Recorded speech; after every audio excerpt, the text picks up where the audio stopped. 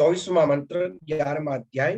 क्योंकि हे विष्णु, आकाश को स्पर्श करने वाले देदीप्यमान अनेक वर्णों से युक्त तथा फैलाए हुए मुख और प्रकाशमान विशाल नेत्रों से युक्त आपको देखकर भयभीत अंतःकरण वाला में धीरज यानी कि शांति नहीं पा रहा।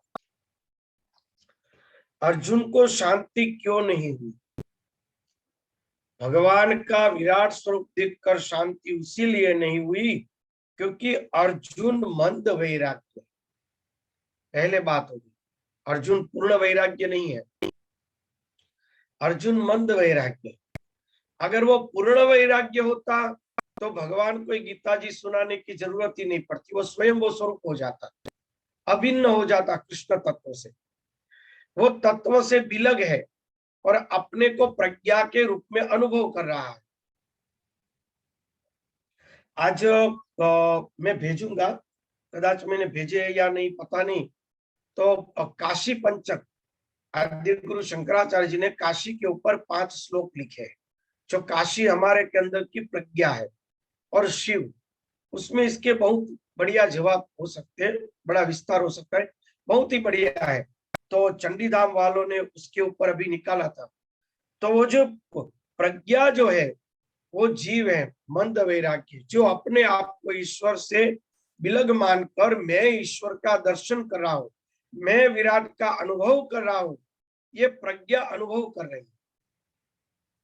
तो उसका अंत क्या होगा कि नमक की पुतली अगर समंदर में जाएगी तो उसको वहां गलना ही है, वहां अपना अस्तित्व रखने के लिए वो समर्थ नहीं। अर्जुन जब ये भगवान का विराट रूप देख रहा था तब उसका अस्तित्व विलीन हो रहा था। भाई उस बात का था कि मैं नहीं रहूंगा, और भाई की वहां बात ही कहाँ आती है।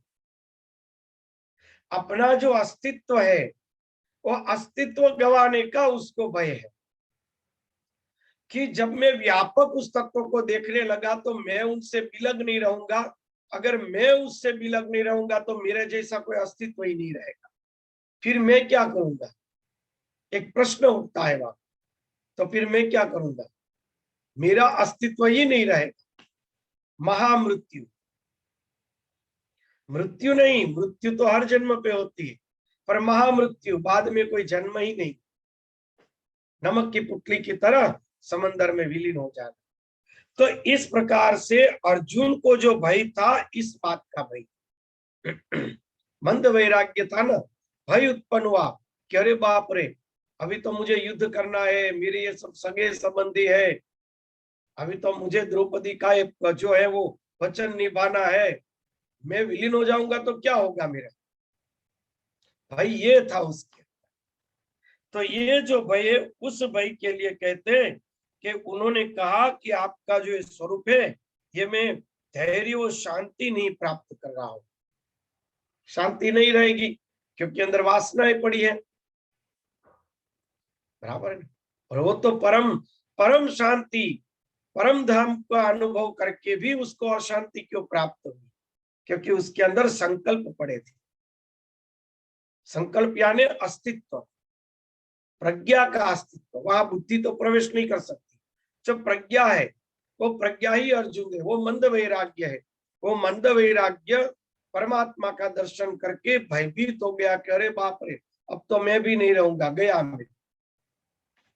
इस बात से अर्जुन भयभीत हो रहा है।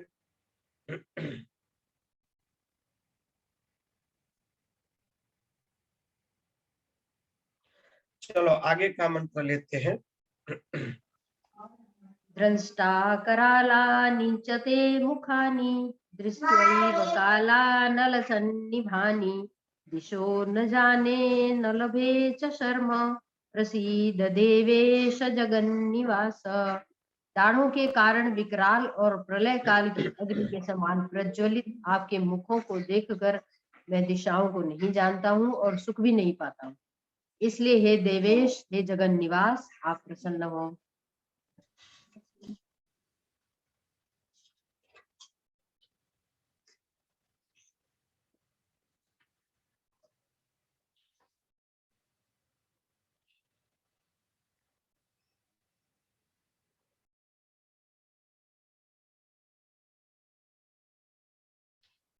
मुख क्या है? मुख शब्द का यहाँ अर्थ ले, भगवान की विकराल दाढ़ों वाला हृदय के अग्नि जैसा जो मुख है, वो मुख अर्जुन ने देखा। तो मुख का अर्थ यही नहीं होता है कि ये मुख है। कई चीज का कहते हैं ना, ये बोतल है तो उसका मुख कहाँ है, तो कहेंगे कि यहाँ पर है। हर चीज का एक मुख होता है, हर चीज का। तो भगवान जो है वो काल है, महाकाल है। हर क्षण हर चीज एक तरफ से उत्पन्न हो रही है और एक तरफ से विलीन हो रही है। ये चक्र चल रहा है। हमने अपना बचपना गवाया तब यवानी प्राप्त हुई, यवानी गवाएंगे तब वो बुढ़ापा प्राप्त होगा। वो भी एक दिन की करामत नहीं है, हर दिन की है। हर रोज हमारे शरीर के हजारों करोड़ों सेल्स और नष्ट होते हैं और करोड़ों सेल्स नए उत्पन्न हो जाते हैं।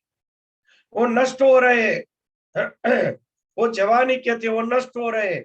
धीमे धीमे जो नए उत्पन्न हो रहे हैं, बुढ़ापे पे उत्पन्न हो रहे हैं, अपने आप बुढ़ापा प्रकट होगा। इसको कहते हैं मुख। इसको मुख कहते हैं। जो मुख है वो अंदर ग्रास होने की सृष्टि की प्रक्रिया है। एक मिनट में आता हूं।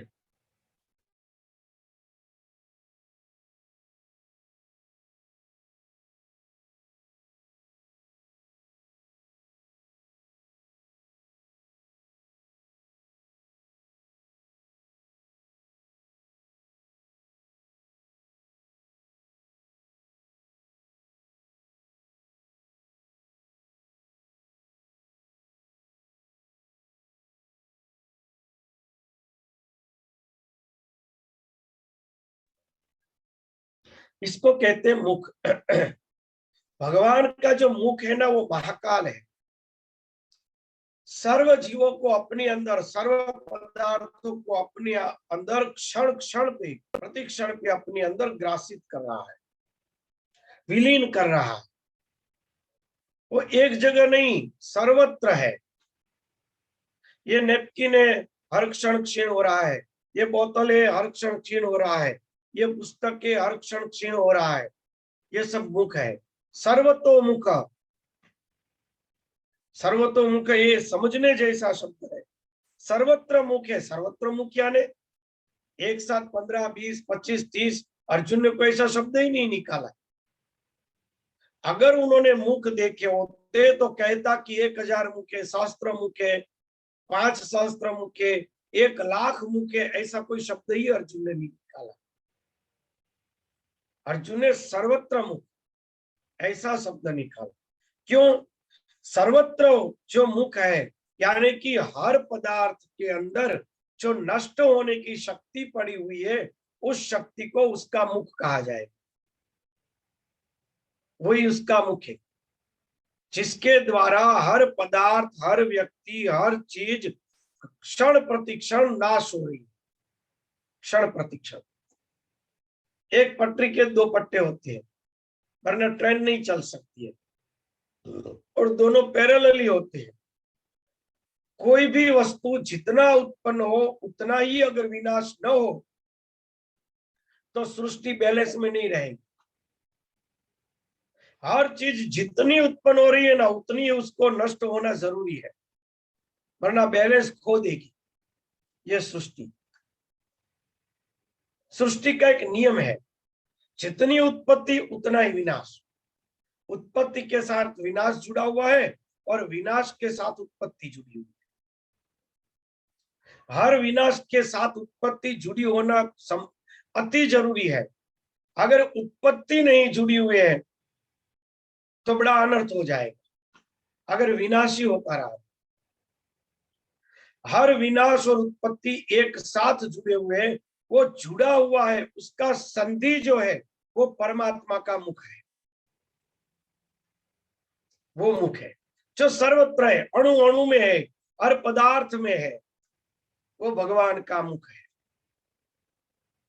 वो मुख कैसा है? दाढ़ों के कारण विकराल प्रलय अग्नि के समान प्रज्वलित मुख को देखकर दिशाएं नहीं जानता हूं, उसको इसका अनुभव करेगा वो हर दिशाओं से रहित हो जाएगा। ये काल का अनुभव है, ये विनाश का अनुभव है।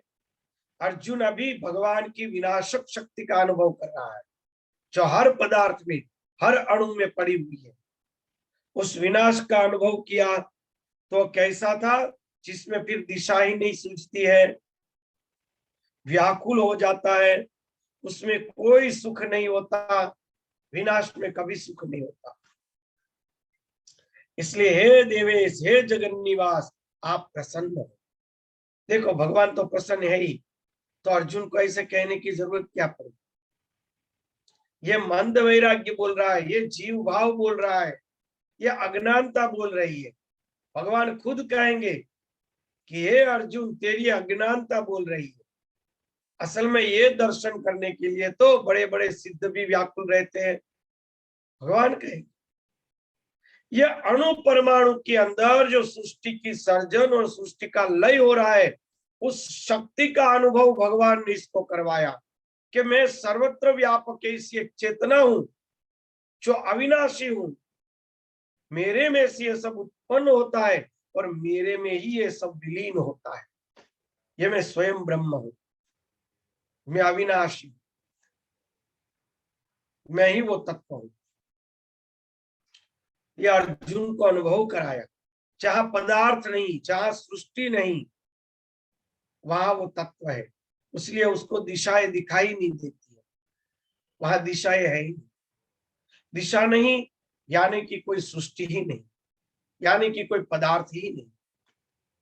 मूल जो तत्व है उसका भगवान उसको अनुभव करवा रहे हैं कि देखो मैं कितना भयंकर हूं, मैं सर्वत्र हूं, सब कुछ मेरे अंदर विनाश हो रहा है।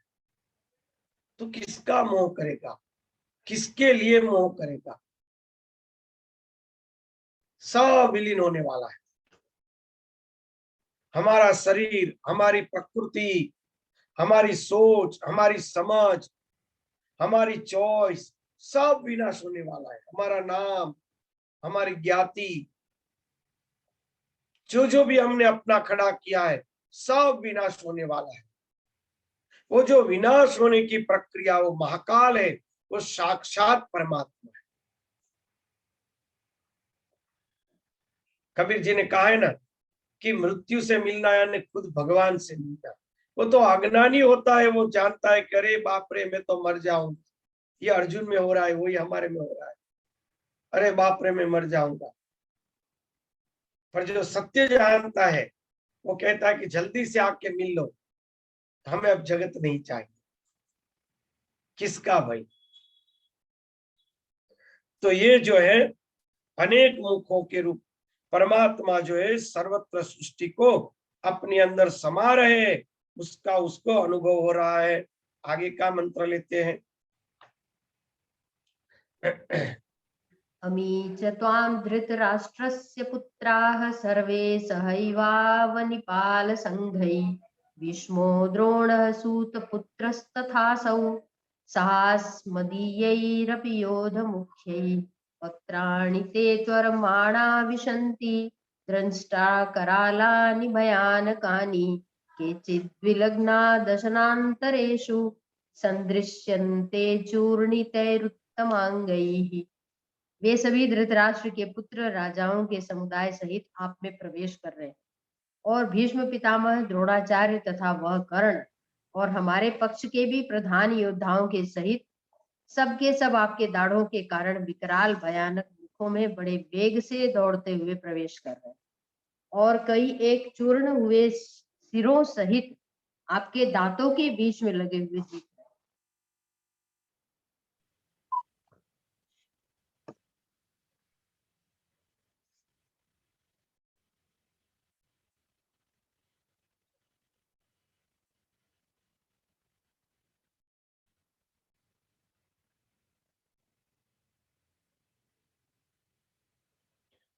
ये अर्जुन क्या भगवान के अंदर इन सबको मरता हुआ देखा होगा? नहीं। अर्जुन है वो तो जीव भाव है, भगवान आत्म तत्व है। असल में जीव देखता है, जब आत्मा का अनुभव होता है जीव को, तब जीव देखता है कि मेरा मोह और काम आदि जो हमारी वृत्तियां है, मोह के पुत्र काम आदि जो वृत्तियां है, वह उसकी सहायक करने वाली जो विषय आकर्षण आदि वृत्तियां है, वो सहित वो अस्मिता, संस्कार और निरंतर अत्यंत जो द्वेष करनार वृत्तियां है, उसके सहित वो अंदर प्रविष्ट हो रही काल के अंदर।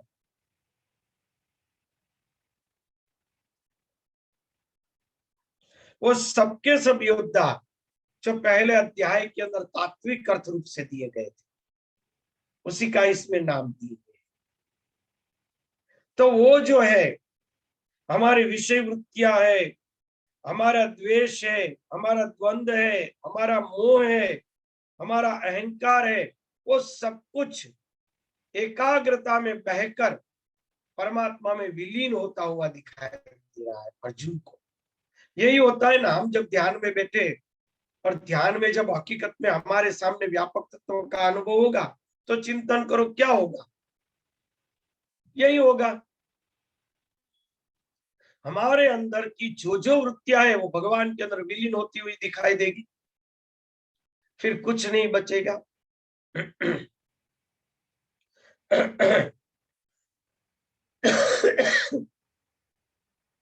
तो इस प्रकार से जो उसकी जो काम आदि वृत्तियों का नाश होता हुआ दिखाई दे रहा है, आत्मा रूपी विराट के अंदर विलीन होता हुआ दिखाई दे रहा है, उनसे क्या होता है, जीव भाव व्याकुल हो जाता है, मंद वैराग्य व्याकुल हो जाता है कि मेरी अब एक भी वृत्तियां नहीं रहेगी, ये क्या होगा, भयभीत हो जाता है।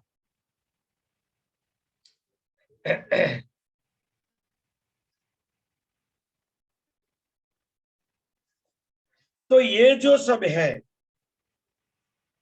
वह चूर्ण चूर्ण हो चुकी है और डाढ़ों में चूर्ण होके पड़ी है, यानी कि परमात्मा के अंदर ये सब प्रकार के द्वैत और सब प्रकार की विषय वृत्तियां चूर्ण हो जाती है, नाश हो जाती है, मृतशाय हो जाती है, फिर उसका कोई अस्तित्व नहीं रहता। जब तक जीव भाव है, जब तक अर्जुन अपने आप को अर्जुन मान रहा है, तब ये सब योद्धाओं से उसको युद्ध करना पड़ेगा। पर भगवान ने कहा कि तो अगर मेरे में विलीन हो गया तो तुम्हें किसी से भी युद्ध नहीं करना पड़ेगा, ये सब वृत्तियां मेरे अंदर विलीन हो जाए, तो केवल मेरी शरण में आ जा, केवल मेरा हो जा। तो देख ले, दृष्टि मात्र से, मेरी हाजिरी मात्र से तेरी दृष्टि जैसे ही मेरे पर हुई, तेरे जितने भी पुराने विकार, विषय, राग, द्वेष, द्वंद्व, सबके सब मेरे अंदर जलते हुए, विलीन होते हुए तू देख रहा है। तुम्हें कुछ नहीं करना पड़ेगा, सब कुछ मैं कर दूंगा, तू केवल अपनी दृष्टि मेरी ओर कर। बस भगवान ये कह रहे, ये भी हो सकता है ना कि हम केवल भगवान की ओर दृष्टि कर ले तो कुछ नहीं करना पड़ेगा। हमारे अंदर जो भी दुर्गुण है, जो भी है जगत रूपी द्वैत पड़ा है, अपने आप खींच कर भगवान के अंदर विलीन हो जाएगा, भगवान की विकराल दाढ़ों के अंदर सब जलकर भस्म हो जाएगा। मर रहे ये सब, न पांडव मर रहे हैं, न अर्जुन मर रहा है, तो अर्जुन को डर क्यों लग रहा है, सोचने जैसी बात है। उसके दुश्मन मर रहे हैं, फिर भी डर क्यों लग रहा है। यही हम लोगों की हालत है, हम जीव भाव में यही करते हैं, हमारे दुश्मन मरते हैं ना तो भी हमें डर लगता है। ये दशा अर्जुन की है, जीव भाव की है। असल में तो उसके दुश्मन मर रहे हैं, अर्जुन को तो राजी हो जाने चाहिए, वाह आपने तो दुर्योधन दुशासन आदि को खत्म कर दिया प्रभु, धन्य हो, ऐसा नहीं बोला है। भयभीत हो गया, अरे प्रभु मैं तो भयभीत हो रहा हूं, मुझे ये दर्शन से दूर कर दो। क्यों? असल में ये अर्जुन की वृत्तियां नष्ट हो रही है, दुर्योधन और दुशासन नष्ट नहीं हो रहे, उसकी वृत्तियां नष्ट हो रही है, और वो वृत्तियां नष्ट हो रही है, इसीलिए वो भयभीत हो रहा है। उसीलिए उसका भय है, उसके दुश्मनों के नष्ट होने का भय नहीं। वरना तो आनंदित हो जाता कि वाह प्रभु वाह, आपने मेरे दुश्मनों को मार डाला।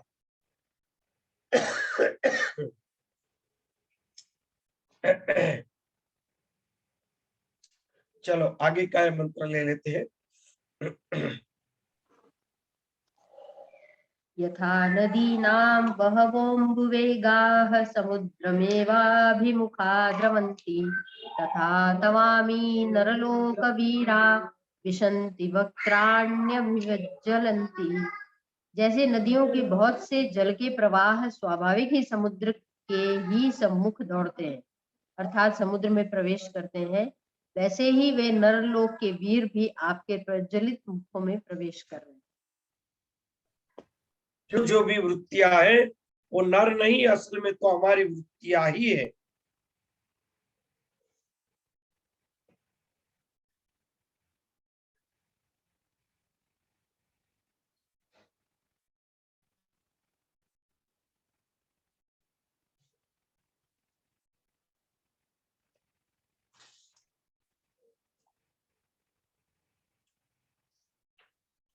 जिस प्रकार से गंगा, यमुना और सरस्वती, गंगा का इतना तीव्र प्रवाह वेगवान होने के बावजूद भी असावधान होकर समुद्र में प्रविष्ट हो जाता है, उसी प्रकार त्रिगुणात्मक प्रवृत्ति, त्रिगुणात्मक वृत्ति कितनी ही पावरफुल हो, कितनी ही वेगवान हो, परमात्मा का जब दर्शन होगा तब अपने आप उसके अंदर खींच के विलीन हो जाए।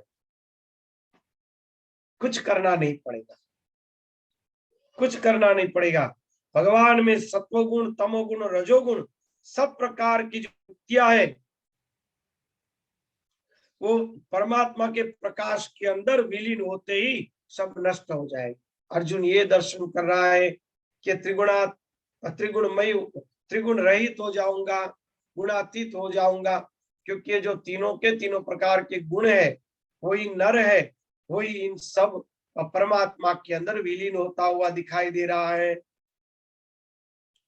सब व्यक्तियों को विलीन होता हुआ देखा, व्यक्ति यानी गुण, गुण ही है ना सब, वो गुणों को ही भगवान के अंदर विलीन होता हुआ वो देख रहे हैं कि सब प्रकार के गुण भगवान में विलीन हो रहे हैं।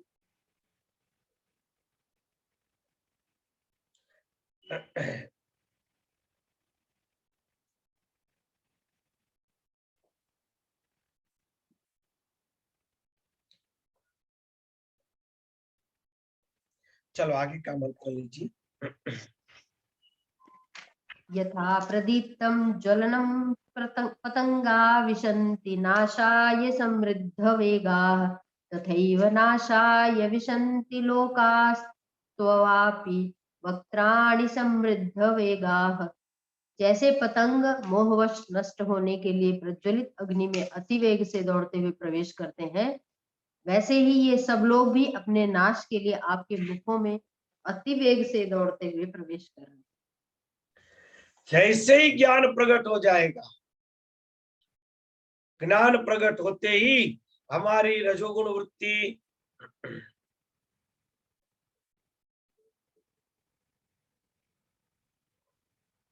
क्या लिखा है, कुछ काम का हो तो बोल लीजिए, चिंता नहीं है, बोलिए।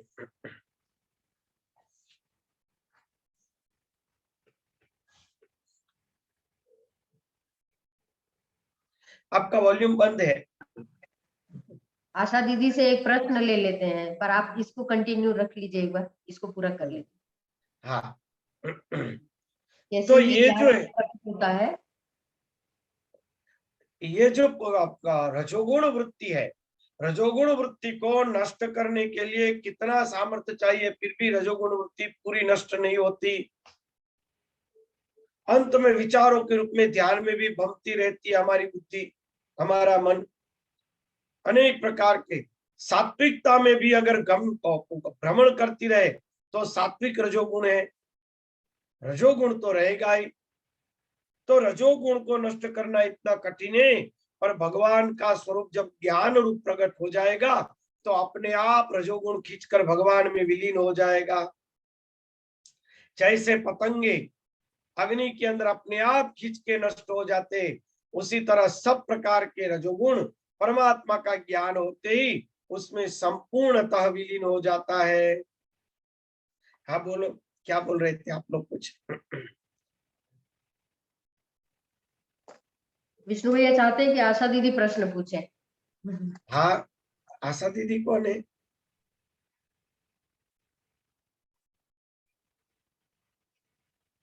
आशा दीदी स्पीकर। मेरे को बोल रहे हैं क्या? हाँ, कुछ मेरे प्रश्न को है। बोल रहे हैं?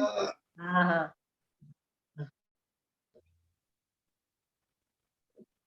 मैं प्रश्न करूं क्या? मेरे को प्रश्न करने बोल रहा है कि मेरे को कुछ बताने बोल रहा है? तो प्रश्न करो या बताओ, जो अच्छा लगे। आपको अगर कुछ याद आता हो तो बोलिए, या तो प्रश्न कीजिए। विष्णु भैया लगभग तो प्रश्न का कह रहे थे ना, प्रश्न का। नहीं, मैं तो सब सुन रही हूँ, मेरा कोई प्रश्न है, लेकिन बोलते तो मैं ये पूछना चाहती हूँ कि जो सभी दांतों में फंसते जा रहे हैं, मैं ये जानना चाहती हूँ कि जो सभी दांतों में फंसते जा रहे हैं, वो क्यों फंस रहे हैं दांतों में? वो दांतों में फंस रहे एक अलंकारिक भाषा है, असल में तो वृत्तियां है ना, फंस जा रहे हैं ना, वो खा रहे, चूर्ण हो जा रहे हैं, दाढ़ों हाँ, के अंदर उसका चूर्ण होके फंसे हुए पड़े उसके टुकड़े। असल में तो चूर्ण हो गए, निस्तेज हो गए, मृत्यु हो गए, टुकड़े हो गए उसके, उसका कोई अस्तित्व ही नहीं रहा। किसका? हमारे रजोगुण, सत्वगुण और तमोगुण का, हमारे विषय वृत्तियों का, हमारे राग द्वेष का, हमारे द्वंद्व का। तो दाढ़ कौन है? दाढ़ है ज्ञान, और भगवान का मुख है, वो सर्वत्र ये तत्व है वही। दाढ़ के द्वारा यानी कि ज्ञान के द्वारा वो इन सबको निस्तेज कर रहा है। जब ज्ञान हो जाता है ना, तो वस्तु निश्चेज हो जाती है। मैंने वस्तु कहने का का ज्ञान, मतलब ये है कि हमारी सारी वृत्तियां जो है वो नष्ट होती जा रही है। हमारी जितनी वृत्तियां है वो सब नष्ट होती जा रही है। जो ना ज्ञान है अभी नहीं, वो भगवान है। जब भगवान का दर्शन होगा तब अपने आप उसके अंदर सब विलीन हो जाएगा, हाँ, अपने आप लेकिन सब नष्ट हो जाएगा। अभी अर्जुन का वैराग्य मंद है, इसलिए वो डर भी रहा है। जैसे हमारे अंदर होता है ना कि हम काम, क्रोध, लोभ, मोह जानते हैं कि बहुत बुरी चीज है, लेकिन हम छोड़ भी नहीं पाते, हमको लगता है जरूरी भी है, छूट जाएगा तो हम घबराते हैं। कुछ वैसी परिस्थिति है ना, ऐसा ही। मंद वैराग्य है, ध्यान मंद में वैराग्य। बैठते हैं। हाँ, मंद वैराग्य इसलिए वो भयभीत हो रहा है कि मेरे ये राग द्वेष ये सब मेरा जो है वो चला जाएगा, तो मैं क्या करूंगा। वो मंद वैराग्य कारण वो देख रहा है डाढ़े वो ज्ञान है, डाढ़े ना भगवान की ज्ञान का स्वरूप है। शास्त्रों में डाढ़ को भगवान का ज्ञान का स्वरूप का है, काल के, जो काल है वो भगवान का मुख है।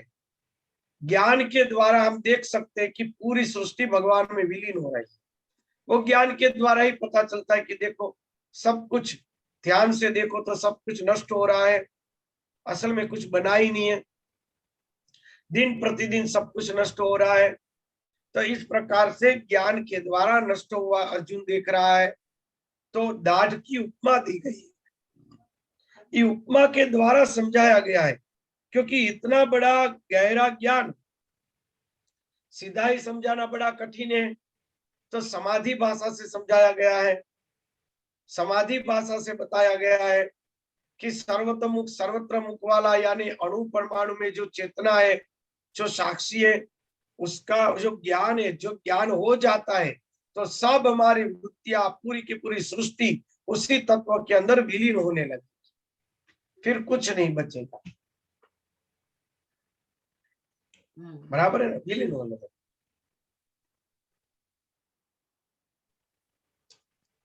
उसी तरह जैसे सारी नदियों का जल जो अपने आप समुद्र में समाहित हो जाता है, उसी तरह हाँ सारी नदियों का जल जो है समुद्र में समाहित हो जाता है। उस मैंने कहने का मतलब यही है ना हाँ, स्वामी जी? देखो आप, हाँ आपको एक उदाहरण दो बढ़िया। आपको एक मकान बहुत ही अच्छा लगता है, आपने जी जान से उसको संवारा है, उसके बिना आप जी नहीं सकते, दूसरे मकान में भी आपको अच्छा नहीं लगता है, इतना बढ़िया आपने मकान बनाया, बराबर, परंतु अंत में आपको पता चला कि ये तो मकान या ये तो जमीन मेरी है ही नहीं, ये तो दूसरे की है, तो दूसरे को दे देना पड़ेगा। तो आपकी जो मेरा मकान है, उसको जो वृत्ति रूपी नर था, वृत्ति रूपी व्यक्ति थे, वो व्यक्ति वो अंदर मृत्यु होते हुए आपको दिखाई दिए कि अरे अब तो ये मेरा मकान रहेगा ही नहीं। तो मकान जो था, उसकी जो आपकी वृत्ति थी, आपकी जो वासना थी, वो मकान जब दूसरे के हाथ में चला गया तो उस समय वो आपकी मृत्यु होती हुई आपको दिखाई देगी, आप व्याकुल हो जाओगे। तो वो एक अनुभूति जन्य विषय है, उसको एक अलंकारिक रूप दे सकती है कि बैंक है, तो बैंक में वो मकान चला गया, तो बैंक रूपी मुख के अंदर वो मैनेजर जैसी डाढ़ों ने उस मकान को ग्रस लिया, हम ऐसा कह सकते हैं ना। मैनेजर तो डाढ़ी कहेंगे क्योंकि उन्होंने साइन की थी और उसके अंदर मेरा फर्नीचर फंसा हुआ दिखाई दिया। यह अलंकारिक भाषा हो गई ना, अलंकारिक भाषा हो गई, भयभीत हो गए। कोई कवि होता तो ऐसे ही लिखता कि भाई बैंक रूपी मुख के अंदर मेरी ये चली गई। हाँ बोलो। लेकिन स्वामी जी, जैसे मैं अभी बच्चों को पढ़ाऊंगी तो तब तो मैं ये ज्ञान वाली भाषा नहीं बता सकती, तब तो मुझे यही बताना पड़ेगा एक बार तो, हाँ जो इसमें है भक्ति योग बराबर के है, हिसाब से ही पर बताना यही पड़ेगा। प्रक्रिया अर्जुन के अंदर हो रही है ना, यही हाँ हाँ प्रक्रिया अर्जुन के अंदर हो रही है हाँ कि हाँ, हमें अर्जुन ने तो अपना सर्वस्व नष्ट हुआ देखा, ज्ञान के अंदर वो सहन नहीं कर सका कि अरे बाप रे, ये मेरा अस्तित्व ही विलीन हो रहा है। उसी का डर है। अगर हकीकत में थोड़ा चिंतन तो करो, अगर उसके सामने दुर्योधन को मरता हुआ देखेगा तो भयभीत होगा या आनंदित होगा? अरे कूदने लगेगा कि वाह रे वाह भगवान, आपने तो उसको मार डाला। भयभीत की बात ही नहीं थी, यानी कि ये रूपक थे, ये उपमाएं थी, ये कवि की समाधि भाषा है। समाधि भाषा है।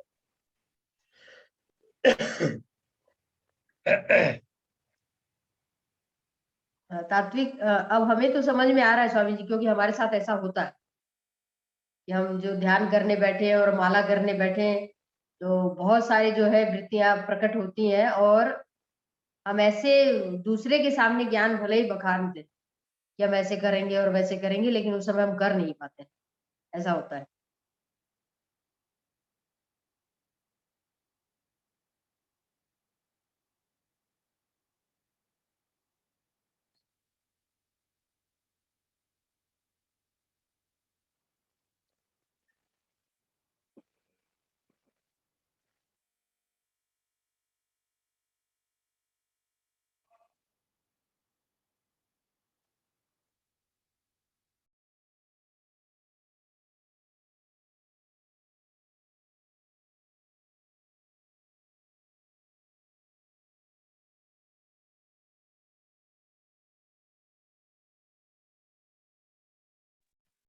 हाँ बोलो बोलो, मैं सुन रहा था आप लोगों का सत्संग।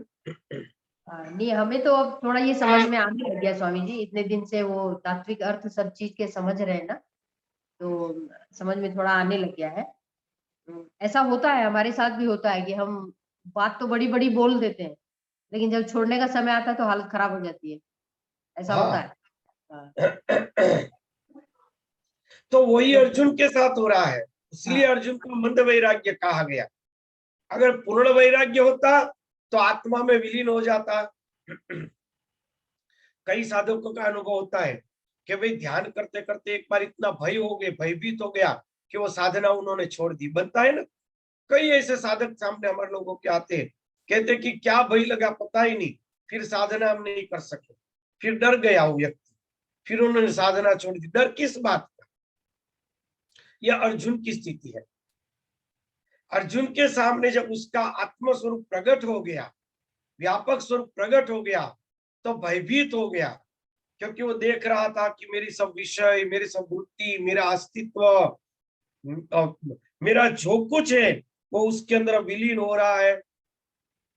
मेरी पूरी अस्मिता, अहंकार, बुद्धि सब विलीन हो रहा है। बाप रे, अब मेरा क्या होगा? क्योंकि दुर्योधन दुशासन मरता हुआ देखता तो आनंदित ही होता 100%। उसके लिए भय का कोई प्रश्न ही नहीं आता था, कोई प्रश्न नहीं आता था। जिसको मारने के लिए तलवार लेकर खड़ा है उसको मरता हुआ देखकर रोएगा? संभव ही नहीं है। हर्षित होना चाहिए। असल में ये सब रूपक है। थोड़ा आप लोग सत्संग करते हो? मुझे तो खांसी बहुत आ रही है, गले में चल रहा है, 2-3 दिन से सर्दी ज्यादा है, कफ वगैरह, हाँ, इसलिए। जी आप आराम कीजिए फिर स्वामी जी, कर भले। लेंगे। कौन से मंत्र तक आए थे हम लोग? कौन से मंत्र तक आए थे हम लोग? 29वां स्वामी जी, 29वां 29। ओके, 29वां। भले, ऐसा होगा तो कल इसका फिर से विस्तार करेंगे हम लोग। जी चलो, हरिओम। हरिओम। हरिओम स्वामी जी, प्रणाम मैं स्वामी जी। सुनता हूँ प्रणाम सत्संग, स्वामी आप लोग जी। सत्संग हरिओम। करो, मैं सुनता हूँ सत्संग। प्रणाम स्वामी जी। रिकॉर्डिंग बंद कर दो ना।